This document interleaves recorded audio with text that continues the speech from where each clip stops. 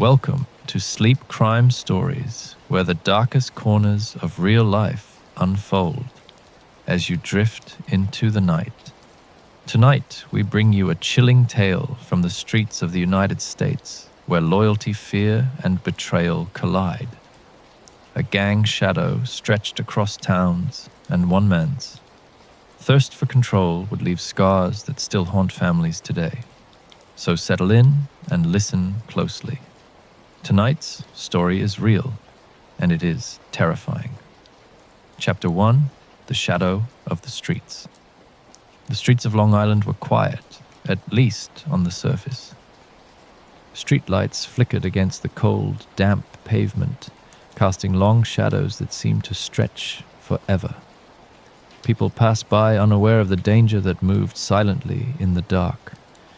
Joel Vargas Escobar, known in the gang world as Momia, was not just a man, he was a symbol. A leader of the notorious MS13 Parkview clique. His presence commanded fear and respect in equal measure.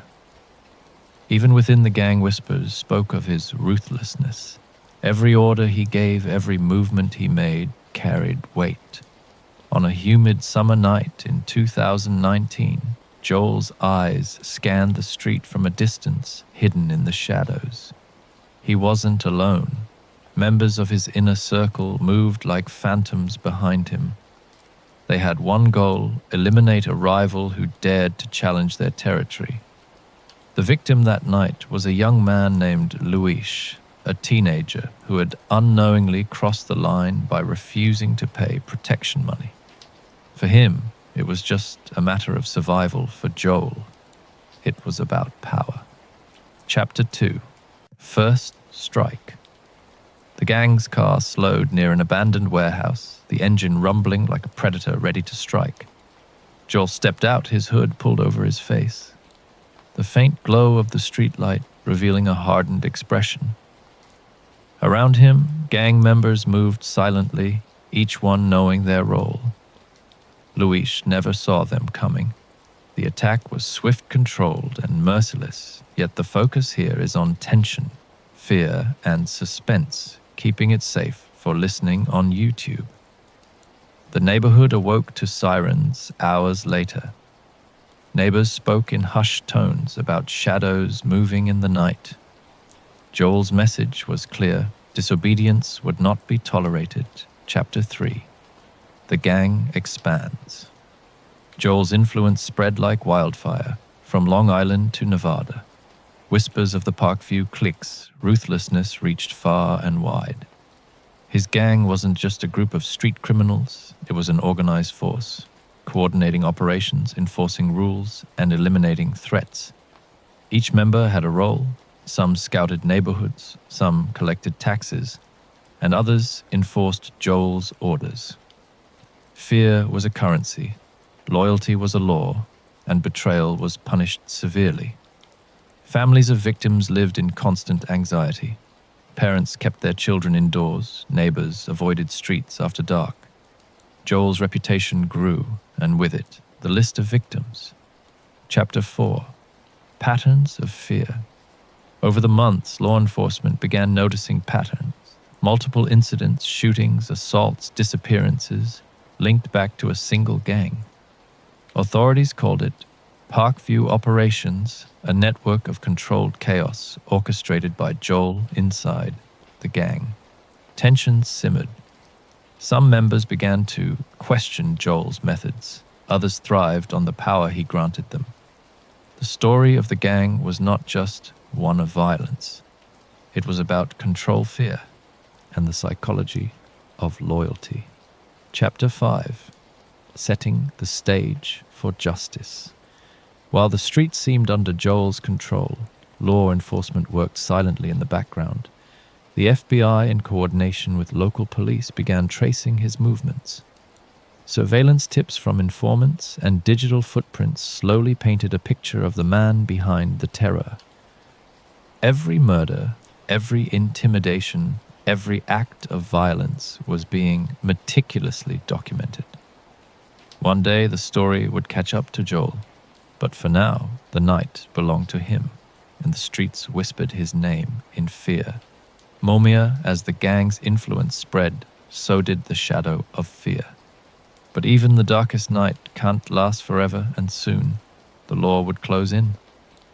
Tomorrow, we continue the story where betrayal tension and the first cracks in the gang's empire emerge. Chapter 6, The Second Strike. Weeks passed after the first attack, and the streets remained tense. People whispered about the gang's reach and the fear that seemed to hang in the air. Joel and his inner circle planned their next move carefully. They knew the law was watching, but they also believed their power was untouchable. The next victim was a young man named Ricardo, who had gotten involved with a rival gang without knowing the danger. He walked alone through a poorly lit street, unaware that the shadow of the Parkview clique followed him. Silently, Joel gave a signal, and the gang moved as one. Ricardo sensed something was wrong, but it was too late. He vanished into the darkness, and the neighborhood awoke the next morning to another chilling mystery. Families locked their doors and parents held their children close, but life had to go on under the constant threat of the gang's presence. Chapter 7. The Inner Circle. Inside the gang, Joel maintained control through fear, respect, and careful planning. His right hand, Luisito, was responsible for scouting new territory, while another member, Carla, coordinated communication between the East Coast and Nevada operations. Every member knew that loyalty was not optional. Tensions occasionally flared within the group.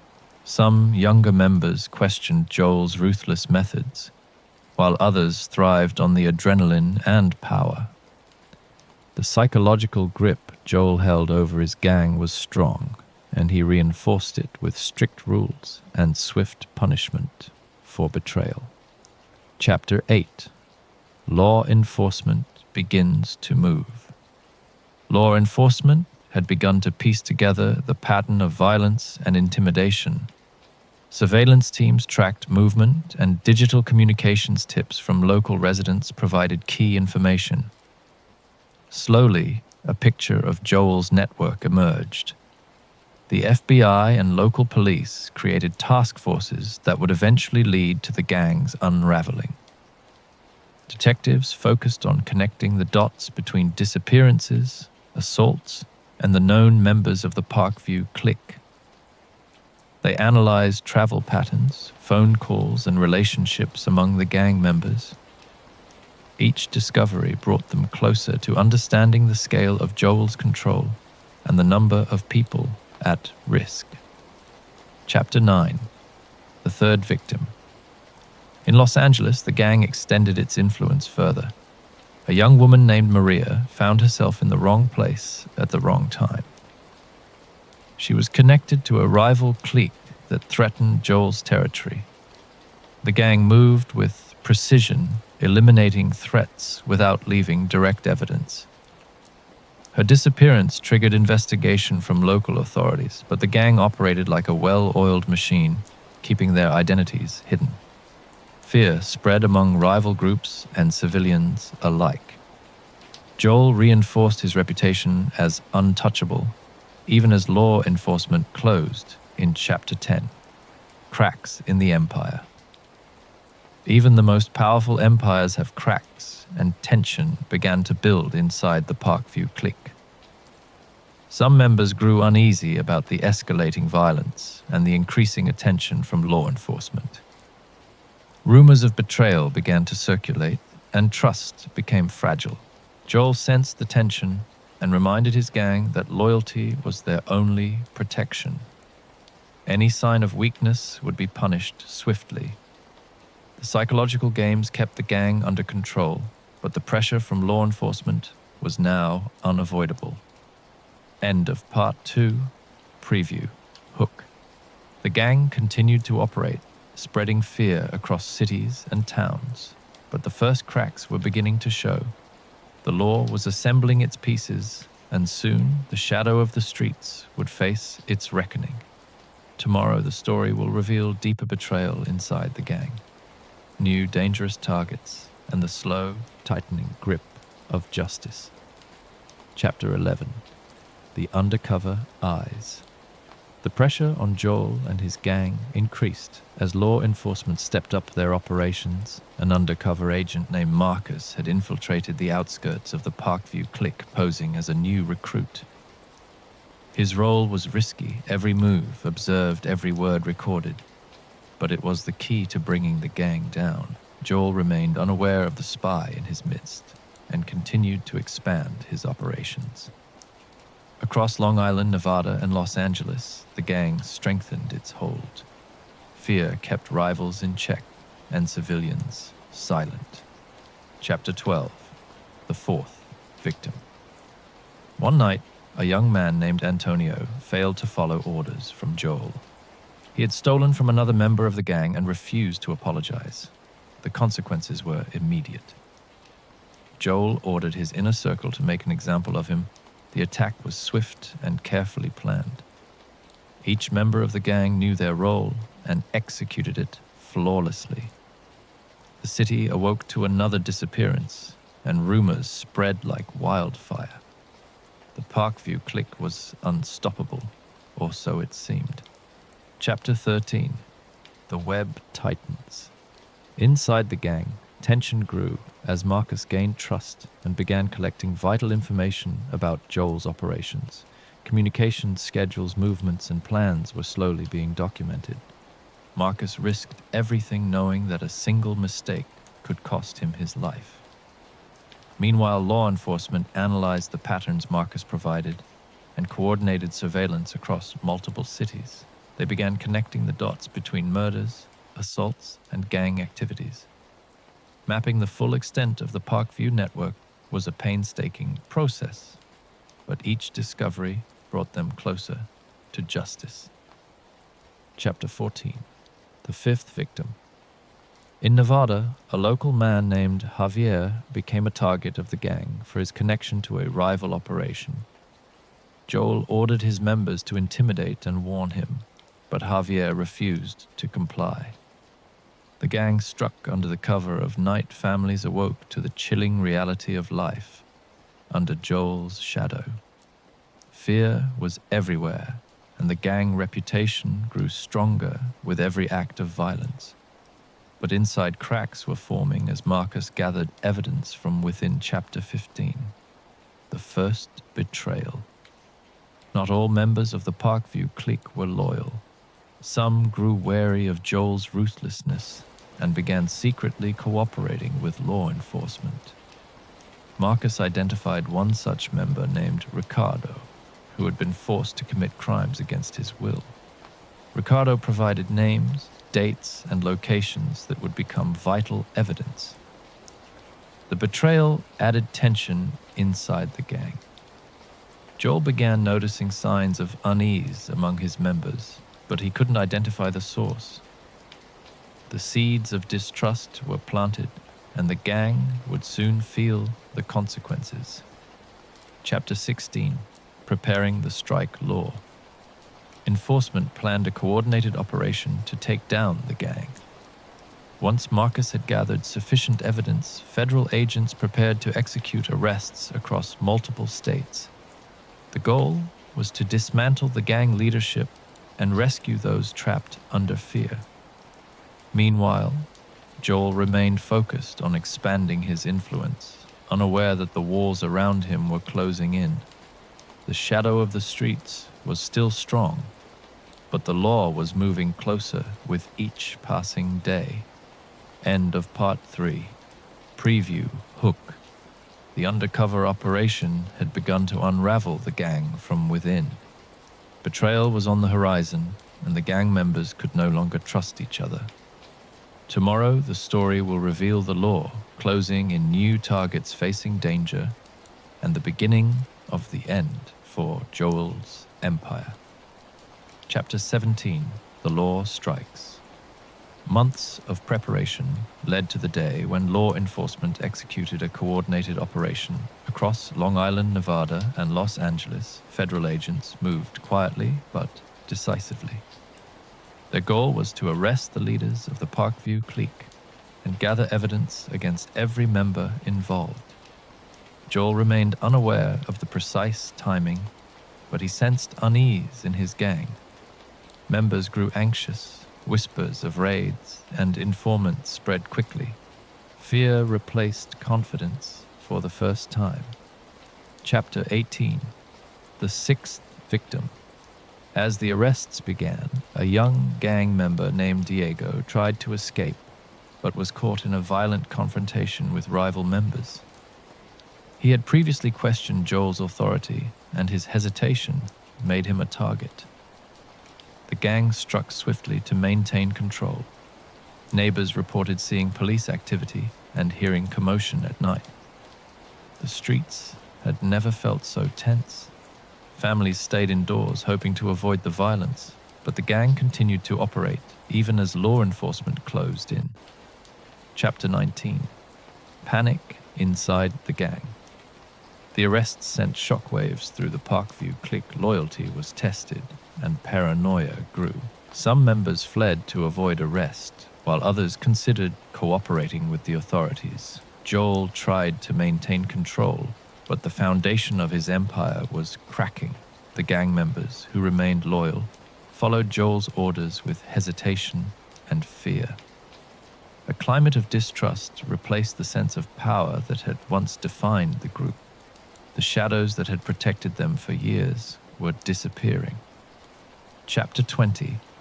The seventh victim. In Los Angeles, a young man named Carlos became the next victim as the gang tried to assert dominance amidst the chaos. His connections to a rival clique made him a threat in Joel's eyes. The attack was carried out at night with precise planning. Law enforcement tracked communications, but the gang had learned to operate with caution. Every act of violence only strengthened the urgency of the ongoing investigation and the need to dismantle the clique completely. Chapter 21. Joel's first signs of desperation. Joel began to realize that his empire was under attack from both outside and within. He noticed members disappearing or acting suspiciously. Fear replaced confidence, and strategic decisions became clouded by paranoia. His communications became secretive. Meetings were held in safer locations, and orders were given only to those deemed completely loyal. The once unstoppable gang leader now faced the reality that his control was slipping. Chapter 22. Planning the final stand. Joel attempted to regroup and consolidate power. He planned new operations to intimidate rivals and re-establish dominance, but law enforcement had anticipated his moves. Surveillance and informants ensured that each action was being documented. The inner circle was restless, tensions rose, and the feeling of impending doom settled over the gang. Joel could sense the law closing in, but the shadows he once commanded no longer provided the same protection. End of Part 4. Preview. Hook. The first major arrests had shaken the Parkview clique. Panic and betrayal was spreading, and Joel's control was faltering. Tomorrow, the story will reveal the final victims, new betrayals, and the ultimate downfall of the gang leader. Chapter 23. The final victims. As law enforcement tightened the net, several remaining gang members realized their time was running out. Two more individuals named Miguel and Rafael became targets as the gang attempted to maintain dominance amidst the chaos. The attacks were swift and calculated, but law enforcement was already tracking movements. Each incident brought investigators closer to mapping the full extent of Joel's operations. Families and communities felt the tension rise as the final acts of intimidation unfolded. Chapter 24. Betrayal. Within Ricardo, one of the members who had secretly been cooperating with law enforcement provided critical information about upcoming operations. He revealed locations, names, and planned attacks, allowing authorities to prevent further violence. The betrayal shook the gang to its core. Members no longer trusted each other. Paranoia replaced loyalty, and the empire Joel had built with fear and precision began crumbling from the inside. Chapter 25. Coordinated Arrests.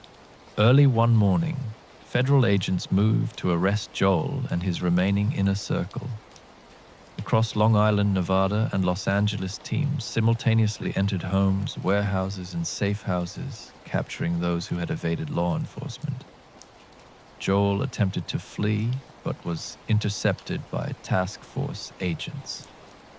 He was arrested without incident and transported to federal custody, facing charges for multiple murders, racketeering, and firearms offenses.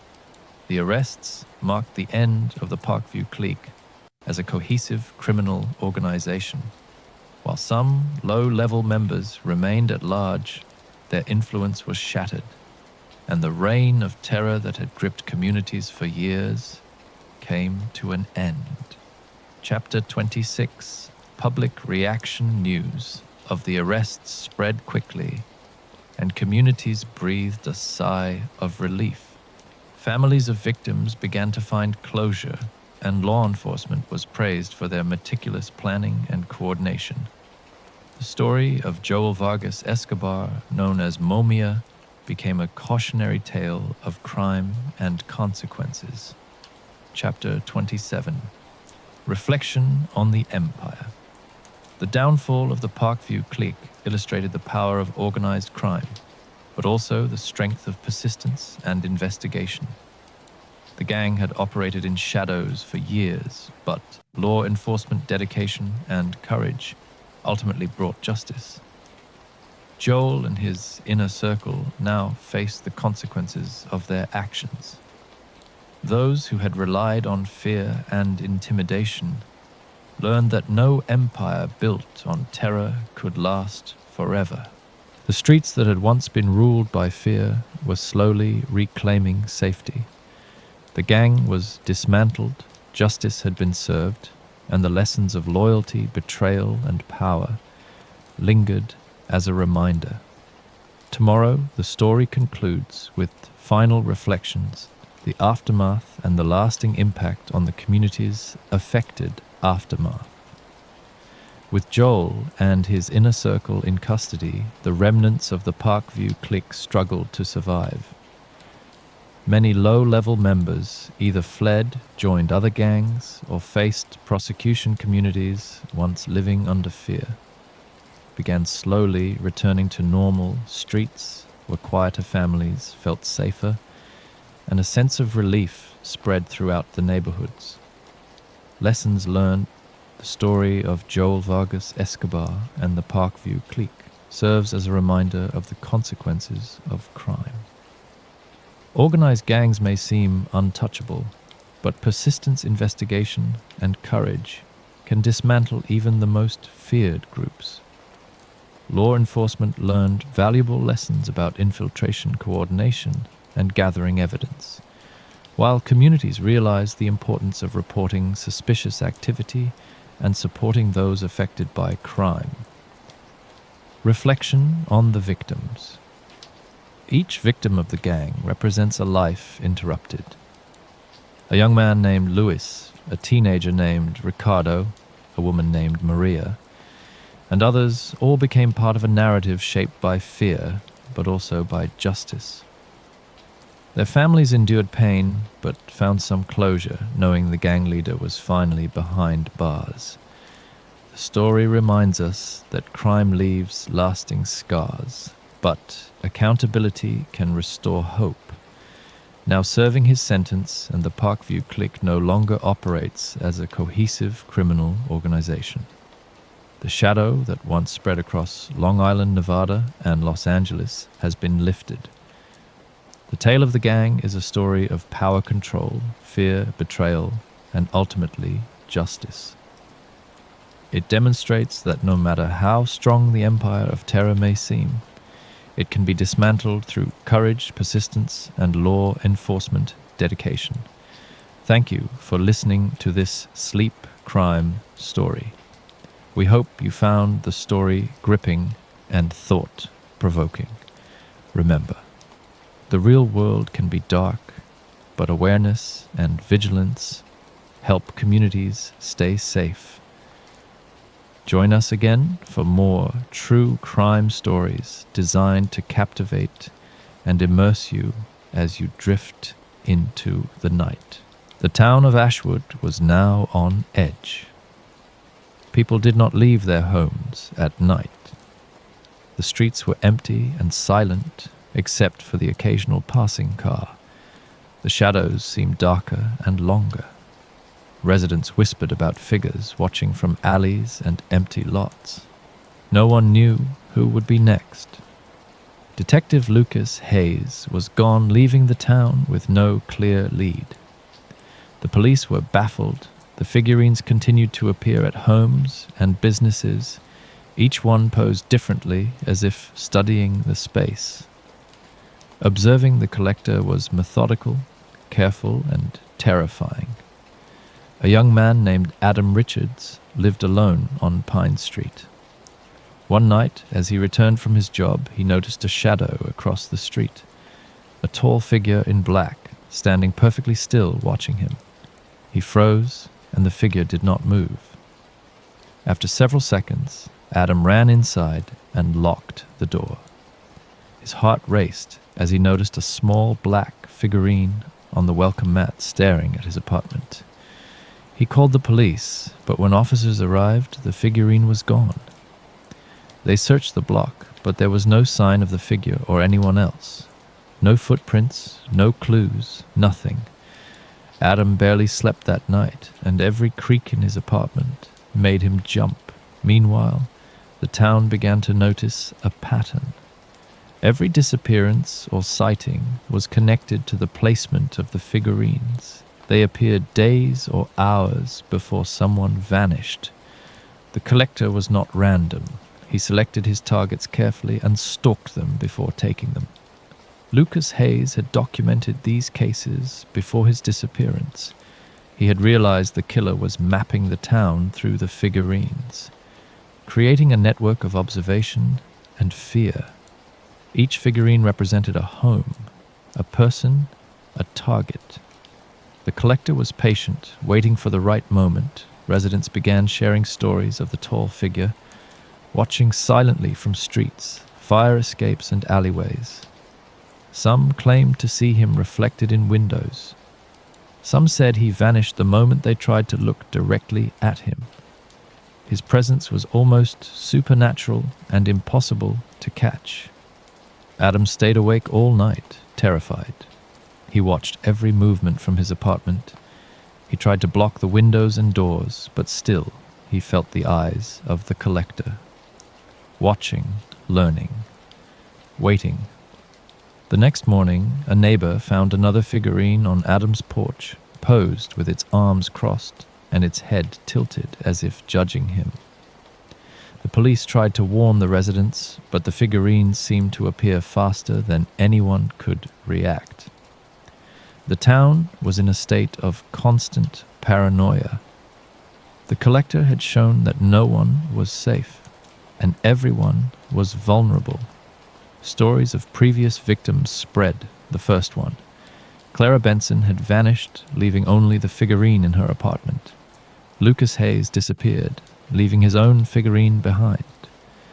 Now Adam was living through the same fear. The collector was always watching, planning his next move. Some residents reported seeing multiple figures in different parts of town on the same night. Shadows appearing in places they should not have been.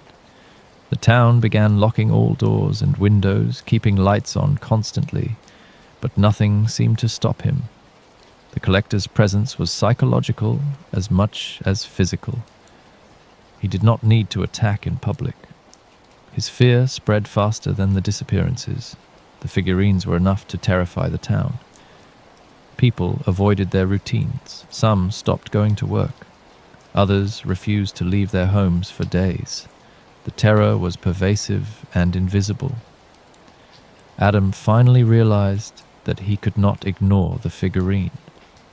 He had to confront the fear he felt. He kept watch every night, waiting for any sign that the collector was near. But he understood deep down that being aware did not mean he was safe. The killer was always one step ahead, and patience was his weapon. Ashwood had changed. The quiet town that once felt safe now felt like a cage. Its residents were prisoners in their own homes, under constant surveillance and under threat. The collector had made sure everyone understood his control. His game had begun, and no one knew how it would end.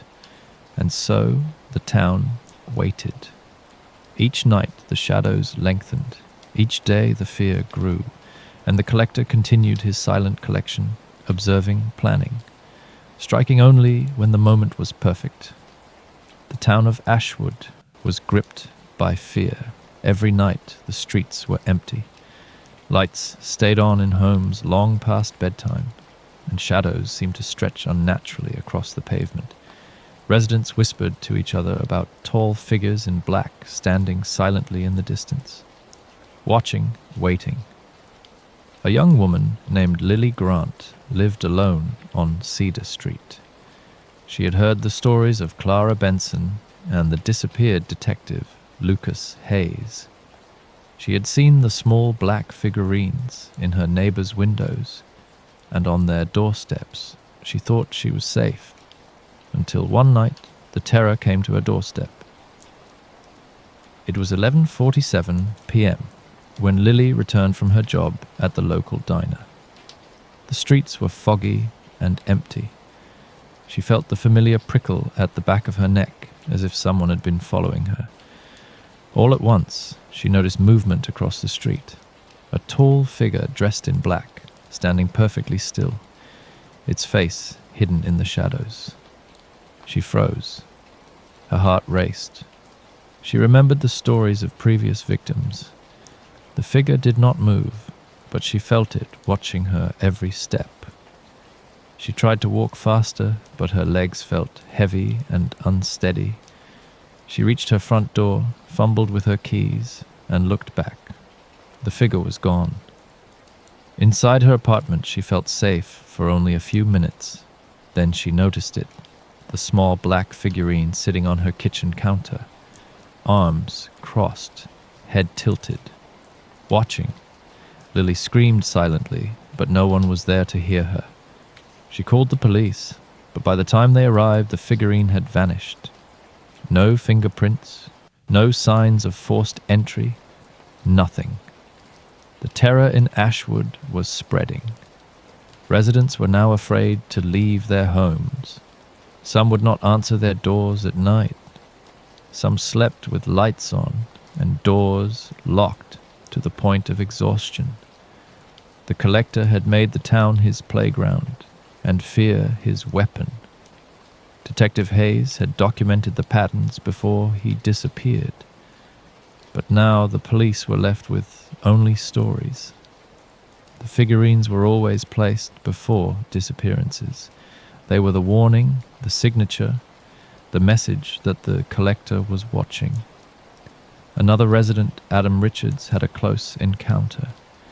He saw the figure walking along the edge of his property. One night he followed it with his flashlight, but when he got close, it disappeared into thin air. His phone had no signal, and the street seemed to stretch endlessly. He knew he could not call for help. The collector was patient, and he always waited. The pattern became clear. The collector did not need to attack in public. He was psychological. He instilled fear in his victims first. The figurines were enough to terrify. The tall figure watching silently ensured everyone felt they were being monitored. And when the moment was right, he struck Lily spent her nights awake, watching the street from her window.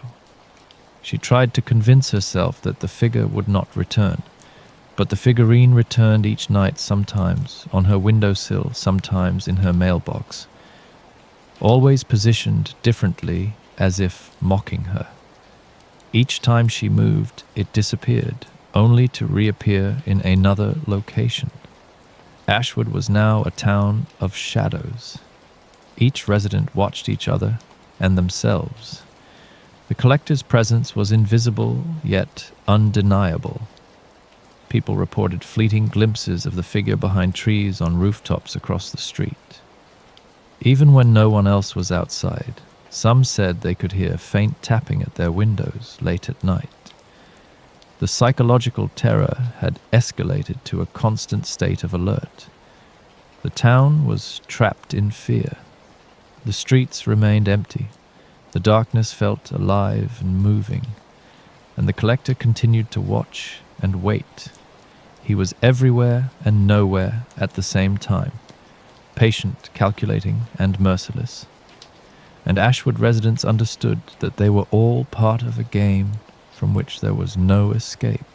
Hale and Marlowe followed the tracks deep into the woods, moving carefully. The forest, thick with mist branches, dripping with cold moisture shadows, pooling in every direction. The deeper they went, the more they felt the presence of those who had passed through earlier, the silence heavy. The air tense, like the woods themselves were holding their breath.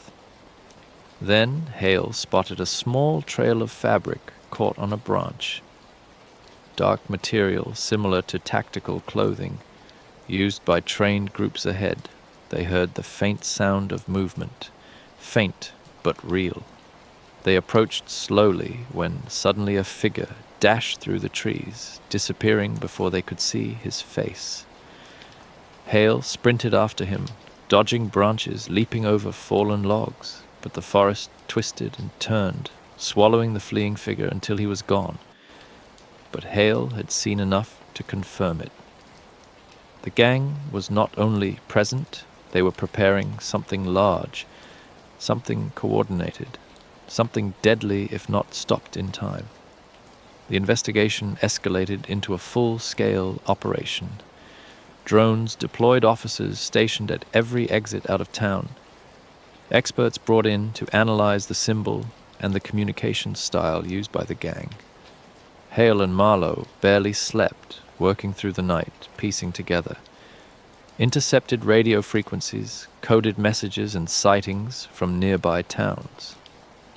One message stood out, clearer than the rest. They were planning. Something in Cedar Grove, something soon, something explosive. Days passed, and the pressure intensified. The people of Cedar Grove began to feel the weight of an invisible presence. Whispers in stores, hushed conversations, in classrooms and headlights slowing near homes at night. The town was changing from a quiet community into a ground zero of fear and preparedness. Hale knew the gang was watching, waiting for the perfect moment to strike, but he had no intention of letting them succeed. Not after what they had already done, not after how many lives they had already broken. One evening, as Hale reviewed evidence alone in the office, he noticed something odd in the pattern of the gang's movements. Every location they had touched formed a shape, not random, not scattered, but carefully chosen.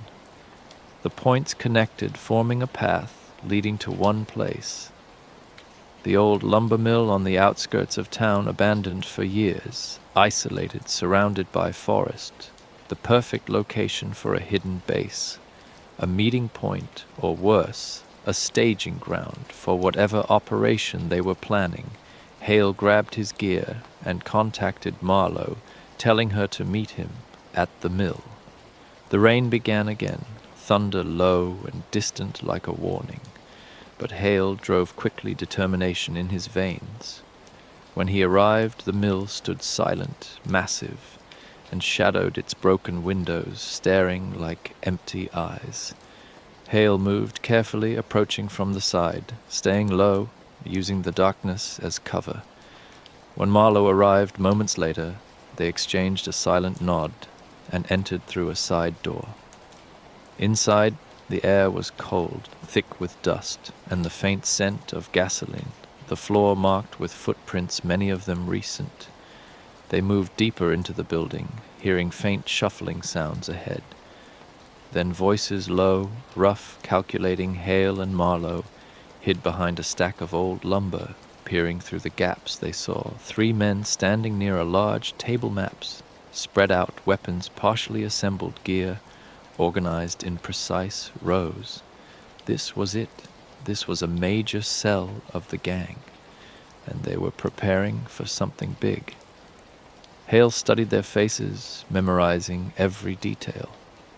One of them seemed to be the leader, tall, focused, giving orders with cold efficiency. He pointed at the map describing locations and timing their plan, involving multiple targets across town, designed to create chaos, confusion, and fear. Hale knew they had to act quickly before the plan unfolded. But without backup, it would be dangerous still. They could not let the gang leave the building and vanish into the night. As Hale signaled Marlowe to move into position, a loud crack echoed through the mill, a piece of metal falling from above. The 3 men turned instantly, weapons raised, eyes sharp. Searching Hale froze, but it was too late. They had been discovered. The men began to move. Spreading out, sweeping the area, Hale and Marlowe took cover carefully, repositioning, staying quiet, staying hidden, until the right moment came. Hale waited until one of the men passed close, then launched forward, tackling him to the ground. Marlowe moved simultaneously, disarming another. The mill erupted into chaos, footsteps, impacts, shouts. But without punctuation, the scene felt even more breathless and relentless, like a storm breaking loose inside the crumbling walls. The leader fled toward the back exit. Hale sprinted after him, pushing through fallen beams and broken machinery. The rain poured harder outside. Turning the ground slick, the leader reached the forest edge, but Hale tackled him just before he disappeared into the trees. They struggled fiercely, each trying to overpower the other, until finally Hale secured him. The leader, snarling in frustration, knowing the operation had collapsed. Backup arrived and the mill was secured, evidence collected, men arrested, and their plan dismantled. The people of Cedar Grove would wake the next morning unaware of how close danger had come, but safe because the gang had been stopped before the final stage. Their structure weakened, their leadership fractured, their presence exposed. But Hale knew this was not the end. This gang operated in many states, and taking down one section would not stop the others. But it was a start, a strong start, a message sent back to those who believed they were invisible, that Cedar Grove would not be a hunting ground, and that every shadow would be uncovered in time. Hale looked at the symbol once more, now etched on a confiscated notebook, and he whispered without punctuation, "This is far from over, but we are ready." The rain eased the sky, clearing slowly as dawn approached, the first light falling over the quiet town. A promise of safety for now, but vigilance forever. Hale and Marlowe walked back toward their vehicles, exhausted but resolute. Their steps firm, their purpose unbroken, for the hunt was not over. The gang would return someday, but so would they, and next time Hale would be waiting. The morning sun slowly rose over Cedar Grove, casting a soft, pale glow across the rooftops, the quiet town stretching awake, unaware of how close darkness had pressed against its walls. Through the night, Detective Hale stood outside the mill, watching as officers sealed the building, gathering evidence and transporting the captured members of the gang. The air felt lighter now, as if the storm that had been hanging over the town had finally begun to break. But inside Hale, there remained a steady awareness, a calm understanding that the danger was not erased, only pushed further away. For now, Agent Marlowe joined him, her steps slow, her breath visible in the cool morning air. She looked over the field where the first rays of light touched the wet ground. Then she said, "We stopped this unit, but the others will notice. They will know something went wrong." Hale nodded slowly, his tired eyes fixed on the horizon. He knew she was right. These groups operated like a network, each piece connected to another, each failure sending ripples through the entire system, but with every ripple came a weakness, something they could track, follow, and use against them. The people of Cedar Grove began to step outside their homes that morning, their faces calm, unaware of the danger that had crept so close. And yet their routines continued. Children walking to school, store owners opening doors, neighbors greeting each other in soft morning voices, life returning as though the shadows had never crossed their paths. Hale felt a sense of relief in that this was what he fought for, the right of ordinary people to live quietly without fear, without chaos, without the unseen threat of violence lurking at the edge of their world. Later that day, Hale visited the small cemetery where some of the earlier victims had been laid to rest. He walked slowly through the rows, his footsteps soft on the damp ground. He paused before one grave, then another, remembering each face, each family, each moment of sorrow that had fueled his determination. He stood silently offering the kind of promise that needed no punctuation, a vow to continue no matter how far the trail stretched, no matter how dark the path became. When Hale returned to the station, Marlowe met him with new information. A series of encrypted messages intercepted from the larger network.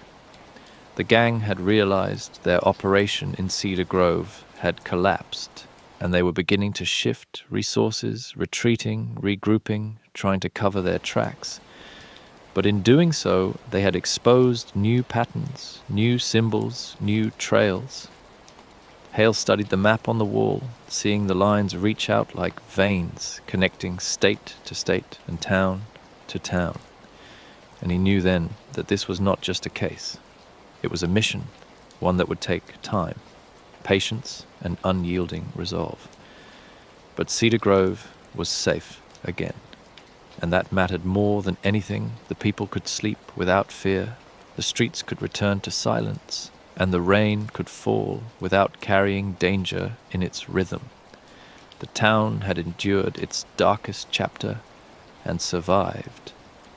As evening came, Hale drove once more through the quiet streets, passing the diner, the school, the old bridge, the neighborhoods where porch lights glowed softly like small beacons of comfort, each one a reminder of why he would keep going, why he would continue to pursue the shadows until every corner was uncovered, every threat dismantled, and every organized group brought to justice. He stopped at the edge of town, stepping out of the car to breathe in the cool air, the sky painted in shades of orange and fading gold above the distant forest. He closed his eyes for a moment, letting the peace settle around him, before speaking softly to himself a final quiet promise that needed no punctuation. This chapter is closed, and the town is safe, but the hunt continues, and I will not stop until the last shadow falls. With that, Hale returned to his car, ready to move forward, ready for whatever came next. The people of Cedar Grove, unaware of his silent vow, continued their evening routines. Children playing in yards, families gathering for dinner, lights glowing softly through windows, and for the first time in many nights the town felt like home, again steady, calm, alive.